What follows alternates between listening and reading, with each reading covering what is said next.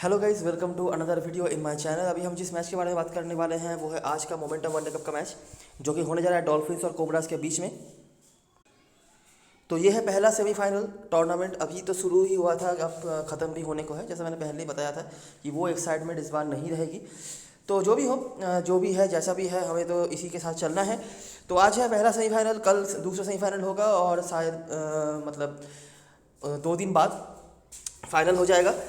अभी ग्रुप के मैचेस में तो आपने देखे ही थे क्या क्या हुआ था। डॉल्फिन्स ने सिर्फ 2 मैचेस खेला था और दोनों ही मैचेस में उन्होंने जीत हासिल करी थी। उसके बाद उस ग्रुप के सारे मैचेस जो थे बारिश से धुल गए और डॉल्फिन्स और नाइट्स भी हारी थी अपना एक मैच। टाइटन्स उस ग्रुप में थे, टाइटन्स भी हारे थे, लेकिन नाइट्स खूब मतलब उनके हार का जो तरीका था वो उतना बुरा नहीं था जितना टाइटन्स का था। सो नेट रन रेट उनका थोड़ा सा बेटर था और उसी के ऊपर डिपेंड करके वो नेक्स्ट राउंड पे मतलब सेमीफाइनल में आ गए हैं। और डॉल्फिन्स तो ऑफकोर्स दोनों ही मैचेस जीते थी। दूसरी तरफ से अगर हम दूसरे ग्रुप में बात करें जहाँ पे लायंस, वॉरियर्स और कोबरास थे, तो टूर्नामेंट से शुरू होने के पहले किसी ने भी कोबरा को उस तरह से कंसीडर नहीं करा था। पिछले सीजन में भी आखिरी बार में खत्म किया था कोबरा ने। इस सीजन में पहले 2 मैचेस में बहुत ही बुरी तरीके से हारे थे, लेकिन उसके बाद उन्होंने बहुत ही बढ़िया कमबैक करा। और मैं स्पेसिफिकली नाम लेना चाहूँगा जानेमान मलान का, क्योंकि मेरा जो एक्सपीरियंस है इनका जो मैंने खेला हुआ है पिछले 3 साल से समझ लीजिए मोमेंटम वनडे का, कि इतना कंसिस्टेंट जानेमान मलान कभी नजर नहीं आया है कि रिस्पॉन्सिबिलिटी लेके उन्होंने टीम को जितवाया है। पीटर मलान तो हमेशा कंसिस्टेंट रहते ही है, कुछ ना कुछ हमेशा ही करते रहते हैं मेजोरिटी ऑफ द टाइम्स, लेकिन जानेमान मलान ने बहुत ही मतलब इम्प्रेसिव चीज़ें करी हैं और अपने टीम को जितवाया है।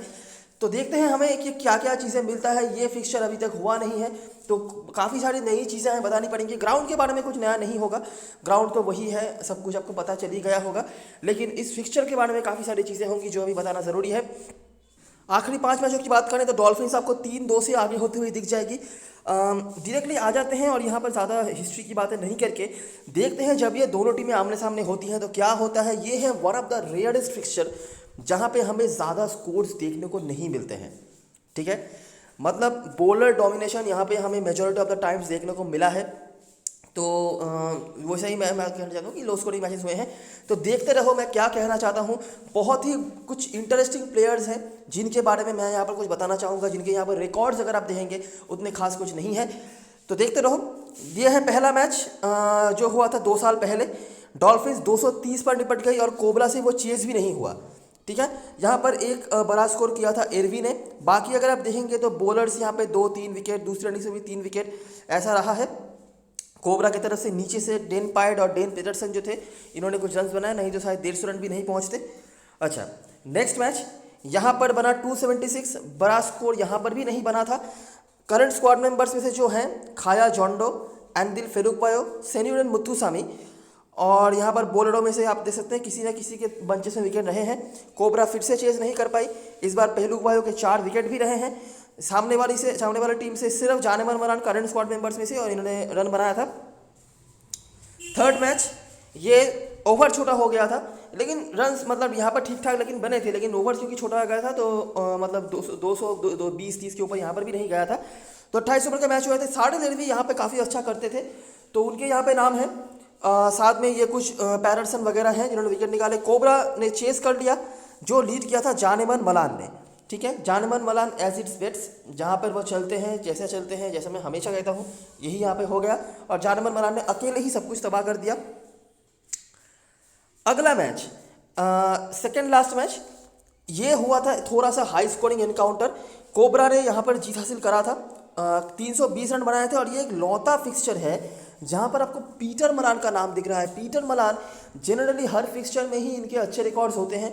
ये अगर आपने आखिरी वाले जो मैचेस मैंने वीडियो बनाए थे आपने देखे होंगे तो आपको पता होगा, लेकिन यहाँ पे इस तरह से कंसिस्टेंटली पीटर मलान की कुछ है नहीं। यहाँ पर हालांकि उन्होंने रन बनाया था, साथ में जुबैर हमजा, और बॉलरों में से ये कुछ थे जिन्होंने विकेट निकाले। डॉल्फिन्स ने उन्होंने 43 ओवर्स का मैच हो गया था बारिश के चलते, तो वो चेस नहीं हुआ। रॉयल अपसन के रन्स थे, साढ़े रन भी यहाँ पर भी है, खाया जोंडो यहाँ पर भी है, और बॉलरों में से नांद्रे बर्जर के कुछ विकेट यहाँ पर रहे हैं। और कोबरा यहाँ पर डकवर्थ लुईस के ऊपर डिपेंड करके जीत गई। शायद यहाँ पर मैच जीत भी सकती थी डॉल्फिन्स की टीम, अगर उनको पता होता कि कितना टारगेट आने वाला है। तो जो भी हो, यहाँ पर मैच जीती थी डॉल्फिन्स की टीम, कोबरास की टीम। तो जो 2 मैच कोबरा की टीम जीती है ना, आप नोटिस कर सकते हैं दोनों ही मैच में बैटिंग डोमिनेशन दिखाना पड़ा। मतलब 28 ओवर में 218 रन सॉरी इजी तो नहीं है, तो उसको उन्होंने क्रॉस किया। और दोनों ही बार उनके जो दो टैलिस्मैनिक ओपनर्स हैं, या फिर हम बताएं कि तीन जो उनके मेन प्लेयर्स हैं बैटिंग में, हिस्टोरिकली भी और करंट स्क्वाड में भी, जानेमन मलान, पीटर मलान और जुबैर हमजा, उन तीनों ने ही कंट्रीब्यूट करा है। ठीक है, बाकी अगर आप देखेंगे जहाँ जहाँ पे टीम हारी है वहाँ पे इन तीनों में से किसी का भी बड़ा स्कोर नहीं है। किसी और ने बनाया होगा लेकिन उसका कोई इफेक्ट आया नहीं। ठीक है, यहाँ पर भी आप नोटिस कर सकते हैं, यहाँ पर भी आप नोटिस कर सकते हैं। लेकिन इन दोनों मैच में जैसे ही इन तीनों में से किसी का कंट्रीब्यूशन आया और काफ़ी अच्छी तरीके से आया, तब जाके स्कोर जो है काफ़ी डिसेंट बन गए। और आखिरी जो मैच हुआ था वहाँ पर भी फिर से ट्रेंड जो है वापस आ गया। मतलब वो एक मैच आप कह सकते हैं एक्सेप्शन रहा जहाँ पे बैट्समैनों का कुछ रहा होगा, लेकिन उसके बाद फिर से सेम चीज़ें। डॉल्फिन्स 183 उन्होंने बनाया, 50 ओवर खेलने के बाद भी 183 उन्होंने बनाया। रॉयल अफसन और नीचे से महाराज के कुछ परफॉर्मेंसेस थे, करंट स्क्वाड मेंबर्स में से कोई नहीं है जो बॉलरों में से रहे होंगे। कोबरा यहाँ पर भी चेस नहीं कर पाई, नीचे से एमकी चीमा ने कुछ परफॉर्म करा। महाराज बैटिंग बॉलिंग दोनों तरफ से ही थे और डुबा विलन वगैरह थे। सोब्राहन के इस पिक्चर में एक एक करके विकेट रहे हैं हमेशा ही, आप देख सकते हैं। और डॉल्फिन्स ने यहाँ पर जीत हासिल कर ली। तो 5 मैचेस मैंने आपको दिखाए हैं। 3 मैचेस जो डॉल्फिन्स जीती है लो स्कोरिंग या आप कह सकते हैं एवरेज टोटल वाला फिक्सचर रहा है। मैं आपको फिर से रिमाइंड करवा देता हूँ, आखिरी मैच तो यही आपने देखा। ये जो पहला मैच था लो स्कोरिंग एनकाउंटर रहा, यहाँ पर रन बने थे लेकिन बहुत ज़्यादा नहीं। ठीक है, 270 250 मैं कहूँगा ठीक ठाक है, मोर देन एवरेज है, इससे ज़्यादा आप कुछ नहीं कह सकते। लेकिन जो 2 मैचेस कोबरा जीती है ना, वहाँ पर उनके बॉलरों ने करा हुआ है डोमिनेट, माफ करना बैट्समैनों ने करा हुआ है डोमिनेट। और टॉप जो उनके 3 बैट्समैन होते हैं, जानेमन मलान, पीटर मलान और जुबैर हमजा, इन तीनों में से किसी ना किसी का परफॉर्मेंस यहाँ पे आया है। अभी हम इंडिविजुअल परफॉर्मेंस की बात करें तो सारे लेडवी जैसा कि आपने देखा ऊपर उनका काफ़ी अच्छा रिकॉर्ड रहा है, जैसा यहाँ पर भी है। वॉन जैट्सफील्ड जो अवेलेबल नहीं है, और खाया जॉन्डो आउट ऑफ द बॉक्स यहाँ पे आ रहे हैं। हालांकि खाया जॉन्डो भी इतने कंसिस्टेंट प्लेयर्स में से नहीं है, लेकिन है जो भी है। 43 का औसत इनका है यहाँ पे। कोबरास के होकर जानेमन मलान 84 एवरेज है, लेकिन थोड़ा गौर से अगर आप देखेंगे तो एक शतक उन्होंने लगाया था और वहाँ पे नाबाद थे। उसके अलावा बाकी 2 इनिंग्स मिलाकर 50 के आसपास उन्होंने स्कोर बनाया हुआ है। तो स्कोर है, मतलब 113 रन जो बनाया था उसके बाद भी 2 इनिंग्स मिलाकर 50-55 रन उन्होंने बनाए हुए हैं। तो रन्स तो बनाए हैं, लेकिन वही है कि बड़ा स्कोर मतलब कंसिस्टेंसी में यहाँ पर थोड़े से पीछे रह जाते हैं। और काइल वेरेन, बाकी किसी का भी नाम नहीं है। और ये दर्शाता है कि किस तरह से डोमिनेटिंग रही है dolphins with the ball against cobras. जो 2 मैचेस जीते हैं वो कोबरा के प्लेयर्स टीम, वहाँ पे इन तीनों में से किसी का रोल रहा है। और जानेमन मलान का थोड़ा ज़्यादा रहा है, इसीलिए उनका नाम है। बाकी बैटिंग से इनकी तरफ से खास कुछ बताने के लिए नहीं है। डॉल्फिन्स की तरफ से बॉलिंग में सेजी खेलते थे जो, लेकिन ये अवेलेबल नहीं है। रॉबी फ्राइडिंग 5 मैच 10 विकेट, मतलब हर मैच में 2 करके विकेट रहा है। और यही एक बॉलर रहे हैं ना, क्योंकि आपको पता ही होगा कि रॉबी फ्राइडिंग शुरुआती ओवर्स में बॉलिंग करवाते हैं। और इन्हीं एक बॉलर की वजह से कोबरा का टॉप ऑर्डर कभी भी उस तरह से चला नहीं है। अगर मैं बहुत गलत नहीं हूँ, जिस मैच में जानेमन मलान ने शतक लगाया था तो शायद वहाँ पे फ्राइडिंग खेले नहीं थे, मैं श्योर नहीं हूँ, लेकिन मुझे जितना याद आ रहा है वहाँ पे शायद फ्राइडिंग खेले नहीं थे। लेकिन फ्राइडिंग ने यहाँ पे बहुत ही सिकंजा कस के रखा हुआ है अगेंस्ट कोबरास। और रिकॉर्ड यही कह रहे हैं। कोबरा की तरफ से नाबे जो पहले कोबरा का खेलते थे उनके नाम है, और पीटरसन, लेकिन ये कोई भी अभी अवेलेबल नहीं है। लेकिन इसके अलावा भी अगर आप करंट स्क्वाड मेंबर्स में से देखेंगे जो परफॉर्म करते हुए आए हैं दोनों टीमों की तरफ से, तो वहाँ पे रॉयल अफसन यहाँ से एमकी चीमा जिन्होंने लास्ट मैच में कुछ करा था। सुब्रायन ने हमेशा ही इस मैच में एक आध का विकेट निकाला हुआ है। उसके बाद सेकेंड लास्ट मैच में नांद्रे बर्जर थे जिन्होंने विकेट निकाला था। और यहाँ पे कुछ खास नहीं, सुब्रायन के यहाँ पर भी आपको 2 विकेट दिख जाएंगे। उसके बाद यहाँ पे भी कुछ खास नहीं है, यही कुछ है, मतलब उस तरह से कंसिस्टेंटली कुछ नहीं। अगर हम ज़्यादा पीछे जाएंगे तो प्लेयर्स तो हमें कॉमन मिलेंगे नहीं, जाहिर सी बात है। तो ये है सारी चीज़ें जो हेड टू हेड में बताने लायक रहा है। ठीक है, देखिए अगर हम कॉमन सेंस के हिसाब से देखें, ये करंटली जो दोनों टीमें खेल रही हैं, अगर आपने नोटिस करी होगी, कोबरा दोनों मैच जीती है और दोनों ही मैच में उनके लिए टैलिस्मैनिक परफॉर्मर रहे हैं जानेमन मलान। और ऑफ कोर्स पीटर मलान तो है ही दी मोस्ट कंसिस्टेंट प्लेयर, और जब से उन्होंने कीपिंग करना शुरू किया है उनके रोल और भी ज़्यादा बढ़ गए हैं फैंटेसी में। तो ये दोनों तो हैं। बाकी अगर आप देखेंगे तो जुबैर हमजा को सेकेंड लास्ट मैच में उन्होंने अच्छी बल्लेबाजी करी थी।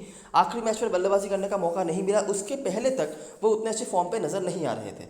सही है। बॉलिंग में अगर आप देखेंगे तो एक कंसिस्टेंट प्लेयर का जो आप देख सकते हैं वो है इमरान मनाक, जो कंसिस्टेंटली हर मैच में ही एक दो करके विकेट निकाल रहे हैं। बाकी उस तरह से बॉलिंग में हमें कंसिस्टेंसी नहीं दिखी है। ठीक है, बैटिंग ऑफ कोर्स जानेमन मनान के मतलब कंसिस्टेंट होने के बाद, या फिर आप कहेंगे लगातार 2 मैच रन बनाने के बाद कंसिस्टेंट नजर आ रहा है। लेकिन ये फिक्सचर में ऐसा रहा है, हिस्ट्री ये कह रहा है कि dolphins with the opening spell, in the opening spell हमेशा ही ट्रबल करता रहता है जानेमन मलान और पीटर मलान दोनों को ही। और इसीलिए फिर भी मैं कहूँगा जानेमन मलान ने कुछ रन फिर भी यहाँ पर बनाए हैं, पीटर मलान यहाँ पे नहीं चले हैं। हालांकि ये मैं कभी कहता नहीं कि पीटर मलान को आप इग्नोर करिए या फिर अंडर एस्टिमेट करिए, लेकिन ये फिक्सचर ऐसा कह रहा है कि पीटर मलान खास कुछ कर ही नहीं पाए हैं। नहीं तो हर फिक्सचर में आपको दिख जाता है कि पीटर मलान कुछ नहीं तो 40-50 का औसत तो रहता ही है, लेकिन यहाँ पर ऐसा नहीं है। ठीक है, और उसके पीछे बहुत बड़ा रीज़न रहा है रॉबी फ्राइडिंग का। तो यह है कुछ चीज़ें। अभी ग्राउंड में तो रिसेंटली जो दोनों टीमों के मैचेस हुए हैं, डॉल्फिन्स के 2 ही मैचेस हुए हैं, और वहाँ पर आपको पता ही होगा क्या क्या हुआ था, क्या क्या नहीं हुआ था। और अभी कोबरा के भी मैचेस जो हो रहे हैं ये रिसेंटली मैचेस हुए हैं, तो यहाँ पर हम ज़्यादा बातें करके टाइम वेस्ट नहीं करेंगे। हिस्ट्री जो है इस ग्राउंड पे मैं आपको फिर से रिमाइंड करवा देता हूँ कि कोबरा ने जो 2 मैचेस खेले थे इस सीज़न के पहले तक, दोनों ही मैच में उनके बैटिंग से डिसेंट स्कोर बने थे।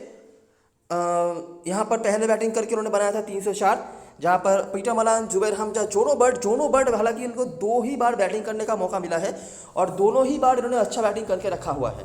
ये एक मैच आप देख सकते हैं जो पिछले सीजन में हुआ था, और इस सीजन में उन्होंने पहले 2 मैचेस में शायद खेले नहीं थे, उसके बाद 3rd मैच में उनको बैटिंग करने का मौका मिला था, 40+ स्कोर उन्होंने बनाया था। 4th मैच में फिर से मौका नहीं मिला। मतलब जोनो बर्ड अभी भी अच्छा करते हुए आ रहे हैं इस ग्राउंड पर जब भी उनको बैटिंग से मौका मिला है।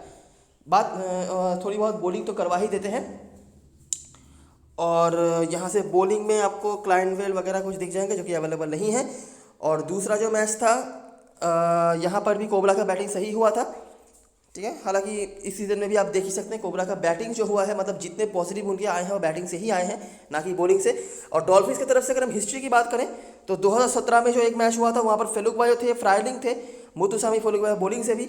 और पिछले सीजन में जो एक मैच हुआ था वहाँ पर रॉयल्सन एकरमैन का एक बात है कि एकरमैन को ओपनिंग करने के जब से उनको ओपनिंग करने भेजा जा रहा है तब से वो उस लय में तो नज़र नहीं आ रहे हैं जिस लय पे वो खेलने की एबिलिटी रखते हैं। तो ये एक प्रॉब्लम है कि देखना पड़ेगा टीम को, क्योंकि देखिए आज सेमीफाइनल है, अभी आप एक्सपेरिमेंट तो नहीं कर सकते। एकरमैन को अगर आप मतलब मिडिल ऑर्डर में जितना वो डिपेंडेंसी देते हैं, ऑफकोर्स ओपनिंग पे आके उतना वो डिपेंडेंसी नहीं दे पा रहे हैं। सेन्यूडल मुत्तुसामी 4 डे मैचेस में ओपनिंग कर चुके हैं, मुझे नहीं पता कि क्यों उनको एक बार ओपनिंग स्लॉट में ट्राई नहीं किया जा रहा है लिमिटेड ओवर क्रिकेट में भी। लेकिन जो भी हो, एकरमैन अगर आज के मैच फिर से ओपनिंग करने आते हैं, मैं आपको बता देता हूँ कि इस तरह से आप समझ पाएंगे, तो मुझे लगता है फिर से can be a player to get avoided. और रॉयल्सन एक और प्लेयर जो मतलब 3 मैच यहाँ पर खेले हैं, तीनों ही मैच में रन बनाया है। ये तो है पिछले सीजन का इकलौता मैच जो उन्होंने खेला था लायंस के अगेंस्ट में, ऑफकोर्स क्योंकि लायंस का होम ग्राउंड हुआ करता था, और इस सीजन में पहले 2 मैच में हमने देखे हुए हैं, तो इसीलिए डेफिनेट चॉइस बन जाते हैं कीपर सेक्शन में, और कोई ऑप्शन भी आपके पास वैसे भी नहीं है। और बॉलिंग में फ्राइडिंग हमेशा ही यहाँ पर कंसिस्टेंटली विकेट निकालते रहते हैं, चाहे 1 हो 2 हो। फ्राइडिंग के 2 विकेट का मतलब आप समझ लेना कि इनके 80 to 90 पॉइंट्स कहीं नहीं गए। ठीक है, क्योंकि ये 2 विकेट अगर निकालते हैं तो इन्हें इकोनॉमी का बोनस देते हैं आपको। ये कुछ हद तक मेडल वगैरह भी निकाल लेते हैं। जो लास्ट मैच उन्होंने खेला था मेरे ख्याल से नाइट्स के अगेंस्ट में था, वहाँ पर सिर्फ उन्होंने 2 विकेट निकाला था और शायद 25-30 रन बनाए थे, लेकिन उनका पॉइंट जो था फैंटेसी में वो 110-20 के आसपास चला गया था। ठीक है, तो फ्राइडिंग हमेशा ही बहुत ही इंपॉर्टेंट और कंसिस्टेंट पॉइंट्स स्कोरर होते हैं, जो मैं कहना चाहूँगा। हो सकता है कि इनसे ज़्यादा कोई पॉइंट दे, इनसे कम कोई पॉइंट दे, लेकिन ये कंसिस्टेंट पॉइंट स्कोरर हैं। ठीक है, यही कुछ चीज़ें हैं। अभी अगर हम बात करें प्लेइंग 11 की, तो क्या क्या चेंजेस हो सकते हैं। देखिए टीम्स तो वही हैं, इनके बारे में इनके मैचेस ज़्यादा हुए भी नहीं है, तो बहुत ज़्यादा कुछ मैं आपको नहीं कह दूँगा। लेकिन जो मुझे लगता है छोटे मोटे चेंजेस जो अगर टीम करना चाहे, देखिए इनिशियली मुझे नहीं लगता कि डॉल्फिन्स की इस टीम में कहीं पे भी एक और प्लेयर का जगह बनता है, लेकिन एकरमैन को लेकर मैं कुछ कहना चाहूँगा कि एकरमैन के पास पोटेंशियल काफ़ी है। ठीक है, लेकिन प्रॉब्लम ये हो रहा है कि इनको ठीक जगह पे भेजा नहीं जा रहा है, तो यही मुझे लगता है थोड़ा सा खटक रहा है मुझे। बाकी अगर इनके जगह पर टीम चाहे तो इरलांग को भेज सकती है ओपनिंग पे, इनको ला सकती है किसी एक प्लेयर के जगह पर, या फिर यहाँ पे मुतुसामी से भी ओपनिंग करवा सकती है टीम। ठीक है, बाकी मुझे कोई चेंजेस की उम्मीद यहाँ पे नहीं है। एकरमैन को फिर से अगर ओपनिंग में भेजते हैं तो आप शायद फिर से उनको इग्नोर कर सकते हो। अच्छा, जो चीज़ बताने लायक है, एक चीज़ आपने नोटिस करी होगी कि डॉल्फिन्स विद द बैट यहाँ पे उतना खास कुछ कभी करी नहीं है हिस्टोरिकली, एक्सेप्ट फॉर एयरवी। अभी ऑफकोर्स रॉयल अफसर ने जो 2 मैचेस खेले हैं उनमें से एक में उन्होंने बनाया है, लेकिन उनके रहने के बावजूद भी जो पिछले सीजन का मतलब आखिरी जो मैच हुआ था ना, वहाँ पे बैटिंग कोलैप्स हुआ था डॉल्फिन्स का, ठीक है, 183 फॉर 8। वो अलग बात है कि उनकी बॉलिंग बहुत अच्छी रही थी, स्पेशली महाराज मतलब आउटस्टैंडिंग रहे थे with the bat with the ball. लेकिन अगर आप सिर्फ बैटिंग से देखेंगे ना, तो डॉल्फिन्स उतना खास कुछ करा नहीं है। वैसे यहाँ पर आप देखेंगे ये जो 280 बनाया था, यही शायद इनका हाईएस्ट स्कोर है। लीड किया था रॉयल अफसन ने और नीचे से जॉन डो फ्राइडिंग ने। उसके बाद यहाँ पर 28 ओवर में 218 बना था, यहाँ पर भी एरवी का ही परफॉर्मेंस था। उसके बाद से अगर आप देखेंगे यहाँ पर 276, यहाँ पर भी जॉन डो, पेलुकवाई और मुतुसामी, मतलब नीचे वाले जो प्लेयर्स आ रहे हैं, टॉप ऑर्डर से एक ही बदला चला है, वो है सारे देरवी। और आखिरी जो ये मैच है यहाँ पर 230 ही बना था, सारे देरवी फिर से और मोहन वैन वाइक, ठीक है। तो उस तरह से डोमिनेटिंग नहीं रही है डॉल्फिन्स विद द बैट, जो कि काफ़ी सरप्राइजिंग है। वैसे तो काफ़ी स्ट्रॉन्ग टीम मानी जाती है साउथ अफ्रीका के डोमेस्टिक सर्किट में डॉल्फिन्स की टीम, लेकिन यहाँ पर उतने वो डोमिनेटिंग हो नहीं पाई है बैटिंग से। तो अगर आपको ट्रेंड के हिसाब से जाना है ना, तो आपको क्या करना पड़ेगा। देखिए, रॉयल अफसन डिफॉल्ट पिक है कीपर सेक्शन में, एकरमैन को आप वैसे भी इग्नोर करने वाले हैं, डेविड मिलर एक ऑप्शन है और बाकी जॉन डो है। बाकी के सारे जो प्लेयर्स हैं ये ऑलराउंडर सेक्शन में हैं। तो बल्लेबाजी सेक्शन में आपके पास रह गए 2 ऑप्शन, डेविड मिलर और खाया जॉन डो, ठीक है। एकरमैन ओपनिंग करेंगे तो फिर से मैं कहूँगा इग्नोर कर दे लो, कोई दिक्कत वाली बात नहीं है। डेविड मिलर और खाया जॉन डो में से अगर बात करी जाए तो खाया जॉन डो के रिकॉर्ड्स यहाँ पे अच्छे हैं, बीच बीच में इन्होंने अच्छे खासे स्कोर्स बनाए हुए हैं। डेविड मिलर का कोई रिकॉर्ड नहीं है, लेकिन सेफ पिक है और वो क्या करने की एबिलिटी रखते हैं ये मुझे बताने की ज़रूरत नहीं है। रुवन डेशवार्ट को नंबर 3 पे भेजा जा रहा था, लेकिन वो ऑलराउंडर सेक्शन में है तो उनको लेकर टेंशन नहीं है।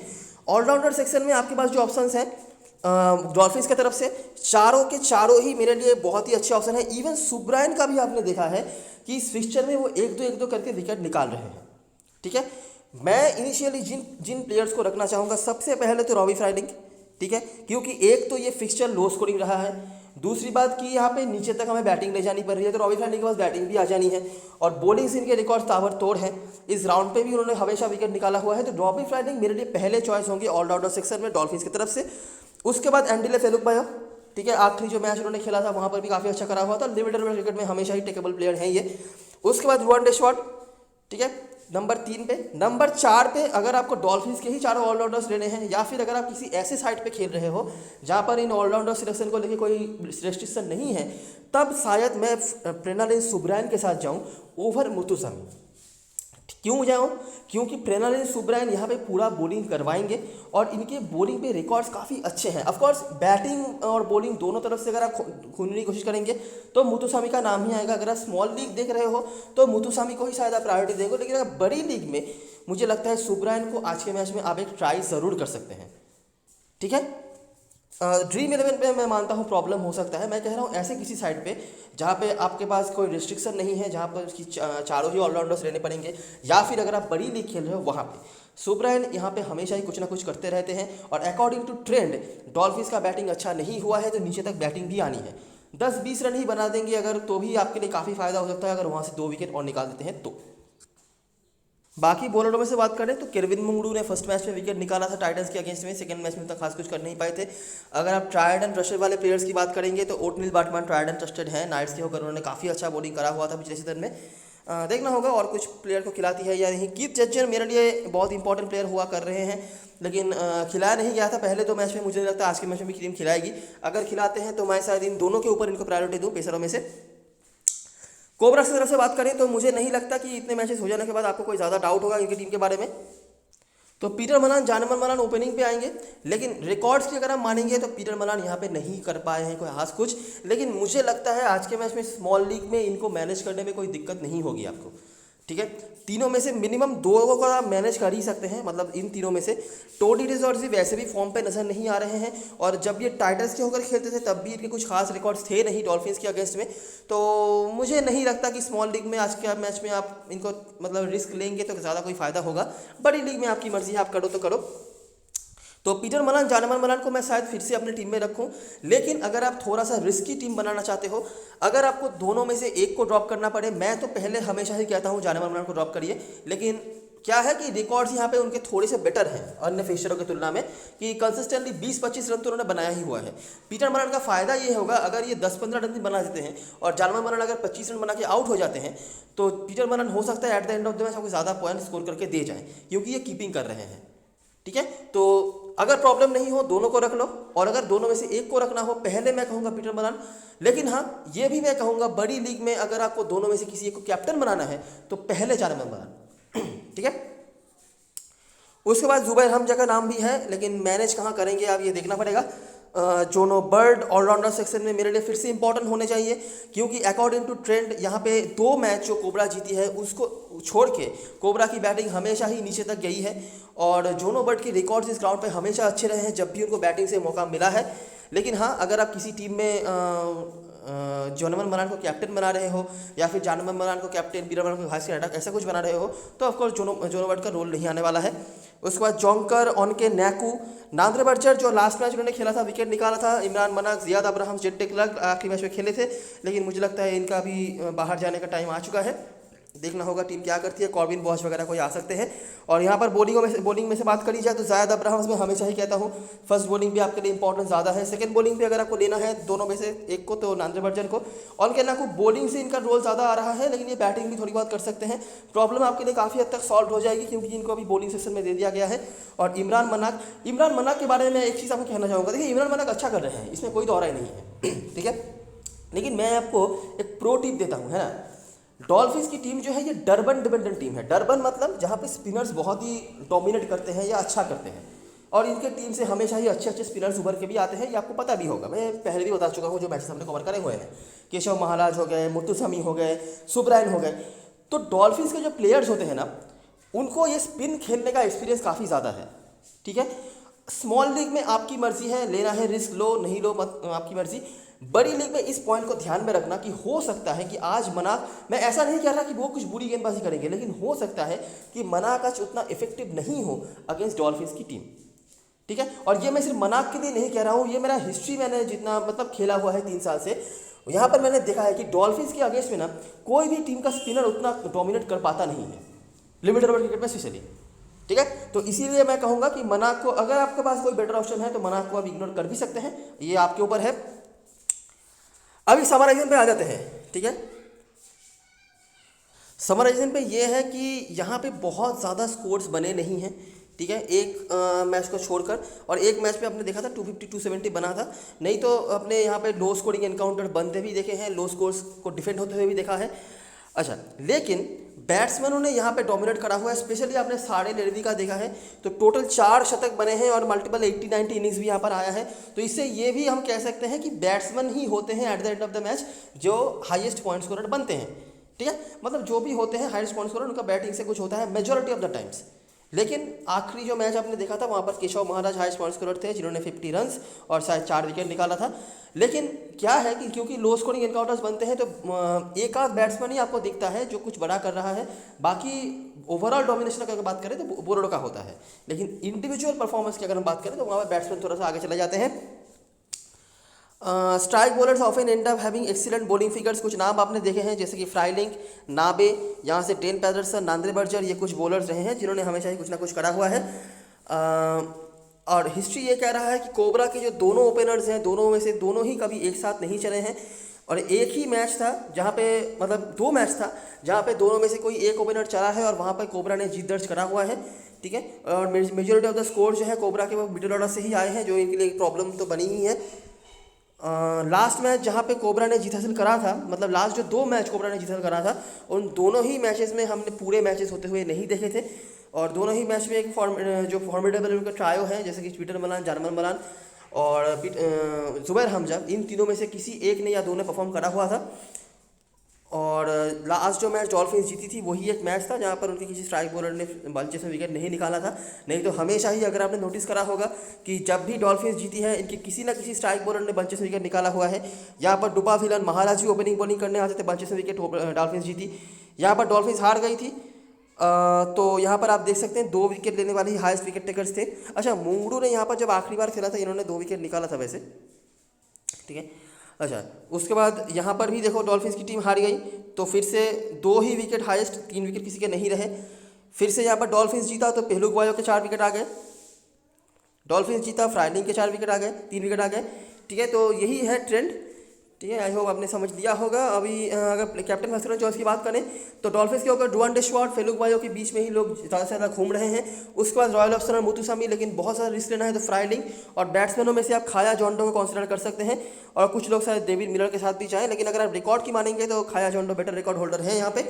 और कोबरास की तरफ से जानेमन मलान और पीटर मलान हैं, अभी तो खेल रहे हैं, और उसके बाद जुबैर हमजा वगैरह, ये तो मतलब ये दोनों ने ही परफॉर्म करा हुआ है, जानेमन मलान और पीटर मलान। और एक आध मैच में बॉलिंग से जायद अब्राहम्स और इमरान मनाक, तो इससे ज़्यादा कुछ परफॉर्मेंस हमारे पास आए भी नहीं है। तो ये रही सारी चीज़ें और सारी एनालिसिस। अभी एक बार देख लेते हैं ड्रीम 11 की टीम। तो मैंने ऐसा एक स्ट्रक्चर यहाँ पे बना है, ऑफ कोर्स ये चेंजेबल भी है, और यहाँ पर आप मतलब अपने हिसाब से कुछ चेंजेस वगैरह कर सकते हैं। क्या किया है मैंने, देखो रॉयल ऑप्शन तो है ही और कोई ऑप्शन भी नहीं है आपके पास। यहाँ पर मैंने जो 3 ऑलराउंडर्स मेरे मेन बताए मैंने उनको रखा है। जोनो बट को रखा है मैंने, यहाँ पर मुत्तुसामी का भी ऑप्शन है, यहाँ पर एमकीजिमा का भी ऑप्शन है, लेकिन मैंने उन दोनों में से किसी को नहीं रखा है। हालांकि एमकीजिमा का नंबर लेकिन बनना चाहिए। ठीक है, ये थोड़ा ज़्यादा बॉलिंग करवा रहे हैं, बैटिंग में बेटर फॉर्म पे रहे हैं। मैं जोनो बट के साथ इसलिए जा रहा हूँ क्योंकि इन ग्राउंड पे ये कभी भी अभी तक तो फेल नहीं हुए हैं, लेकिन अगर आपको सिर्फ बॉलिंग से देखना है तो हो सकता है एमकीजिमा ज़्यादा प्रायोरिटी रखें, क्योंकि मैंने बताया कि स्पिनर्स जो हैं वो डॉल्फिन्स के अगेंस्ट में उतना ज़्यादा सक्सेसफुल नहीं होते हैं, लेकिन फिर भी एक स्पिनर को मैं मैनेज करना चाहता था, तो इसलिए मैंने जोनो बट को रख लिया, जहाँ पर मैंने मनाक को नहीं रखा है। नांजो बर्जर मेरे लिए इंपॉर्टेंट पिक है आज के मैच पे, लिखे रिकॉर्ड्स थोड़े बहुत जो है वो बेटर हैं।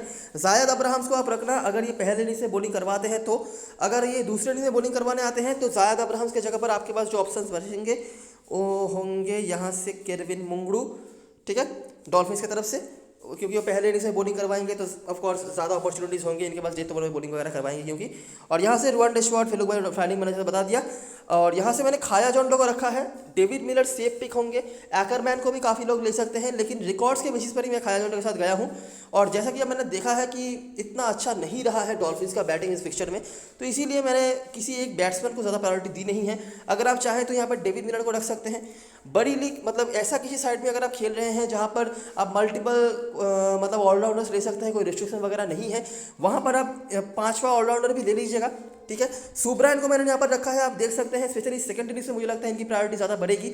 अगर आपको रखना है आप रख सकते हो। इसके सिवा अगर आप सेफ बॉलर से जाना चाहते हो तो मनाक, जायद अब्राहम जैसे बॉलर जो हैं ये थोड़े से सेफर होंगे। कैप्टन वाइस कैप्टन चॉइस की बात करें तो royal option yet to get failed in this round अभी भी, और बाकी कीपिंग के पॉइंट्स तो देते ही रहते हैं।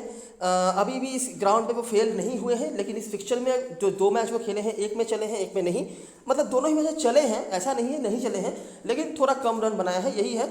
तो रॉयल ऑप्शन अभी भी मैं कहूँगा अच्छे चॉइस है कैप्टनसी के लिए।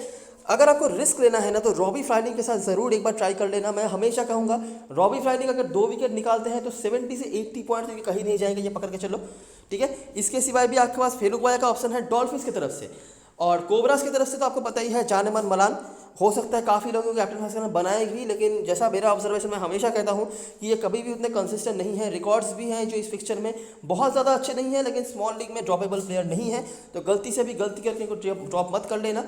ठीक है, और इसके सिवा भी ड्वेन डेशवार्ड का ऑप्शन है, लेकिन मुझे नहीं लगता अभी स्मॉल लीग में कोई भी कैप्टन बनाने वाला है, क्योंकि बहुत सारे अच्छे ऑप्शन जो हैं अवेलेबल होंगे आपके पास, इसीलिए। ठीक है, तो ये रही सारी चीज़ें और सारी एनालिसिस। छोटी मोटी चेंजेस ही आपको करनी पड़ेंगी, बेसिक स्ट्रक्चर टीम का कुछ ऐसा ही होगा। हो सकता है बैट्समैन पे एक चेंज, बॉलर पे एक चेंज, ऐसा ही करना पड़े, और कैप्टन वाइस कैप्टन भी आपको थोड़ा बहुत सोचना पड़े, बस इसी में ही चेंजेस वगैरह हैं। नहीं तो बहुत ज़्यादा कुछ एक्सपेरिमेंट आप इन मैच में नहीं कर सकते, स्पेशली स्मॉल लीग में। अगर वीडियो अच्छा लगा हो तो लाइक ज़रूर करना, सब्सक्राइब करना चैनल को, और टेलीग्राम चैनल पे ज़रूर ज्वाइन हो जाना, क्योंकि लास्ट में पे सारी अपडेट्स वगैरह यहीं पे आती हैं। तब तक के लिए best of luck for this match and good bye for now.